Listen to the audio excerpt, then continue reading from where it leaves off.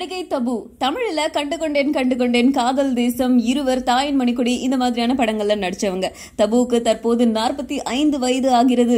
அதுக்கு என்ன இப்போ அப்படின்னு கேக்குறீங்களா? தபுக்கு திருமண ஆசை வந்துருச்சு.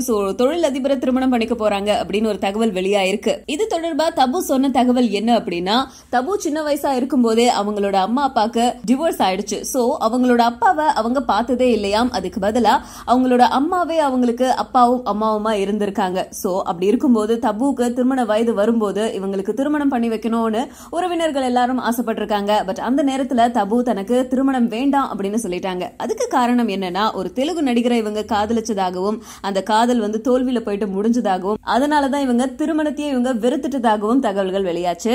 ஆனா இப்போதைக்கு தனிமையில இருக்கிற தபுவுக்கு திருமண ஆசை வந்துட்டதுனால ஒரு தொழில் அதிபரை மணக்க போறாங்க அப்படிங்கிற தகவல்கள் வெளியாயிருக்கு. எனிவேஸ் தபுவுக்கு திருமணம் ஆச்சு அப்படின்னா அவங்களுக்கு அட்வான்ஸா நம்ம விஷஸ் சொல்லிடுவோம். இப்போ இசை படத்துல பெரிய மனசு வேணும் எஸ். ஜே. சூர்யா சார்.